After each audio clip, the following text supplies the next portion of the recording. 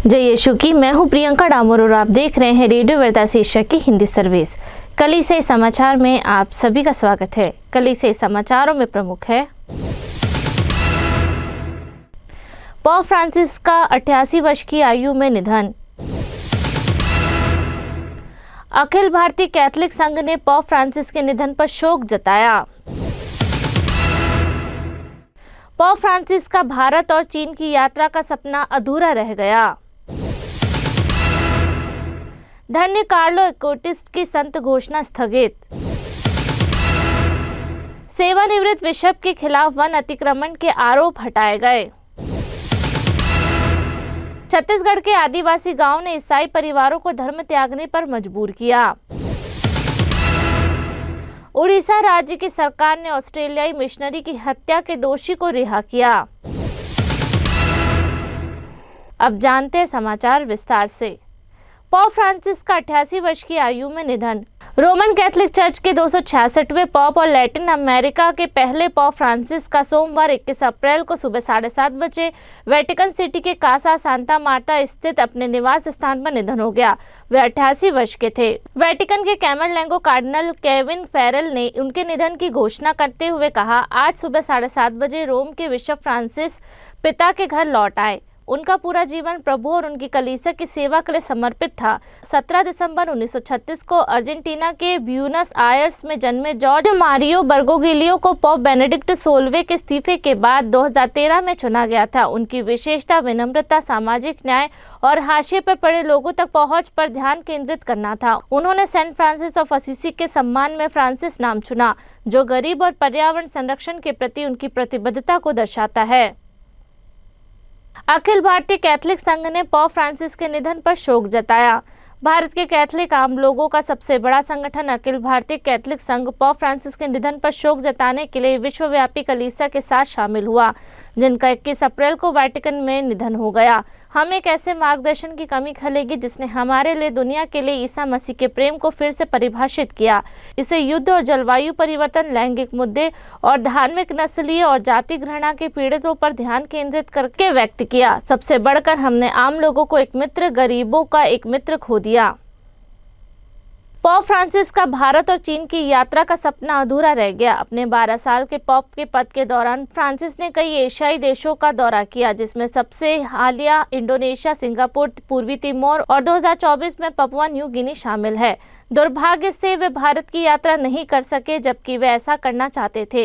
एक प्रमुख भारतीय कैथोलिक वरिष्ठ पत्रकार और मानवाधिकार कार्यकर्ता जॉन दयाल ने कहा, यह अफसोस की बात है कि पोप फ्रांसिस कभी भारत नहीं आए, एक ऐसा देश जिसके लिए उन्होंने कई बार उनकी प्रशंसा व्यक्त की थी। दयाल ने 21 अप्रैल को एक सोशल मीडिया पोस्ट में कहा कि उनके अनुसार भारतीय प्रधानमंत्री नरेंद्र मोदी ने पोप फ्रांसिस से 2 बार मुलाकात की, एक बार वेटिकन में और दूसरी बार यूरोपीय सम्मेलन के दौरान। दयाल ने कहा, यह रहस्य ही रहेगा कि भारत सरकार ने कभी औपचारिक यात्रा के लिए आधिकारिक तौर पर निमंत्रण क्यों नहीं दिया। धन्य कार्लो एक्यूटिस्ट की संत घोषणा स्थगित। वेटिकन ने कहा कि धन्य कार्लो एक्यूटिस्ट को, जो पहले से शताब्दी संत बनने वाले हैं, की संत घोषणा 21 अप्रैल को पोप फ्रांसिस की मृत्यु के बाद स्थगित कर दी गई है। एक्यूटिस्ट की संत घोषणा 27 अप्रैल को होनी थी, जो सेंट पीटर स्क्वायर में किशोरों की जयंती के साथ मेल खाती है। फ्रांसिस ने 2020 में एक्यूटिस्ट को संत घोषित किया और 23 मई को उनके द्वारा किए गए दूसरे चमत्कार की स्वीकृति के बाद उनके संत बनने को अधिकृत किया। ब्रिटिश मूल के इतालवी किशोर एक्यूटिस्ट को यूक्रिस्ट के प्रति उनकी भक्ति के लिए जाना जाता था, जो 2016 में 15 वर्ष की आयु में ल्यूकीमिया से उनकी मृत्यु से पहले उनके जीवन का मुख्य विषय बन गया था।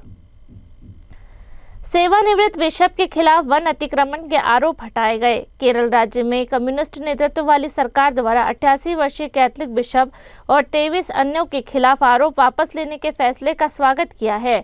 यह बिशप एक मार्च के दौरान प्रतिबंधित वन में घुस गए थे, जिसमें वे एक अवरुद्ध सार्वजनिक सड़क को फिर से खोलने की मांग कर रहे थे। केरल स्थित ईस्टर्न राइट सिरो मलाबार चर्च के कोटमंगलम धर्म प्रांत के विकार जनरल विंसेंट ने कहा, हमें खुशी है कि सरकार ने सार्वजनिक विरोध प्रदर्शन में शामिल होने के लिए हमारे बुजुर्ग बिशप के खिलाफ आरोप वापस लेने की घोषणा की है। कोटमंगलम के सेवानिवृत्त बिशप जॉर्ज और निर्वाचित प्रतिनिधियों सहित अन्य लोगों पर 23 मार्च को वन कानून का उल्लंघन करने और वन भूमि पर अतिक्रमण करने का आरोप लगाया गया था। साथ ही 3000 से ज्यादा स्थानीय लोग, जिसमें ज्यादातर किसान थे, उन पर भी आरोप लगाए गए थे। छत्तीसगढ़ के आदिवासी गांव ने ईसाई परिवारों को धर्म त्यागने पर मजबूर किया। छत्तीसगढ़ राज्य में आदिवासी ग्रामीणों ने इस सप्ताह की शुरुआत में 7 ईसाई परिवारों को अपना धर्म त्यागने पर मजबूर किया, लेकिन 6 अन्य परिवार भारी दबाव के बावजूद अपने धर्म पर अडिग रहे। एक स्थानीय ईसाई नेता ने कहा, फादर चिन्नामन सागर ने कहा कि माओवाद प्रभावित सुकमा जिले के करीगुड़म गांव में 13 ईसाई परिवारों को स्थानीय ग्राम परिषद ने अपने एनिमिस्ट आदिवासी धर्म में लौटने या गांव से निष्कासित होने का आदेश दिया। सागर ने बताया कि ग्राम परिषद ने 12 अप्रैल को पाम संडे के दिन यह आदेश जारी किया। गांव में परिवारों से मिलने के 3 दिन बाद 17 अप्रैल को सागर ने बताया कि 6 परिवार अवैध आदेश के खिलाफ मजबूती से खड़े हुए हैं और इससे गांव वाले नाराज हो गए। गांव में 136 आदिवासी परिवार है, जिनकी कुल संख्या 660 है। ग्रामीणों ने ईसाइयों के घरेलू सामान को गांव से बाहर फेंक दिया और उन्हें दूर रहने को कहा। हालांकि स्थानीय अधिकारियों और पुलिस ने 13 अप्रैल को उन्हें वापस लौटने में मदद की। उड़ीसा राज्य की सरकार ने ऑस्ट्रेलियाई मिशनरी की हत्या के दोषी को रिहा किया। उड़ीसा राज्य की सरकार ने ऑस्ट्रेलियाई मिशनरी ग्राहम स्टैंस और उनके 2 नाबालिग बेटों की हत्या के लिए आजीवन कारावास की सजा काट रहे एक व्यक्ति को कथित तौर पर जेल में उसके अच्छे आचरण को देखते हुए रिहा कर दिया। हिंदू झुकाव वाली भारतीय जनता पार्टी के नेतृत्व वाली सरकार ने 51 वर्षीय महेंद्र हेम्बर को 25 साल जेल में बिताने के बाद 16 अप्रैल को रिहा कर दिया। रिपोर्ट के अनुसार क्योझर जिला जेल अधिकारी ने हेम्बर को सौहार्दपूर्ण विदाई दी, जो जेल में उसके अच्छे आचरण के लिए उसे माला पहनाई। राज्य के कटक भुवनेश्वर के आर्चडायसिस से जुड़े वकील और कार्यकर्ता फादर अजय सिंह ने कहा, उड़ीसा में ईसाई समुदाय उसकी समय से पहले रिहाई की खबर से स्तब्ध है।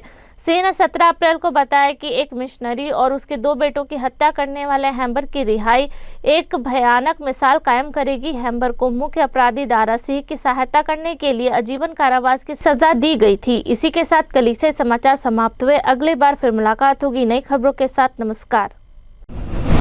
रेडियो वेरितास एशिया आपके लिए लेकर आए हैं RVA mobile app. RVA mobile app पर हमारे विभिन्न प्रकार के कार्यक्रमों का लाभ लें, हमसे जुड़े और एशियाई ईसाईयत की आवाज का हिस्सा बने। आज ही ऐप स्टोर एवं प्ले स्टोर से RVA मोबाइल ऐप डाउनलोड करें।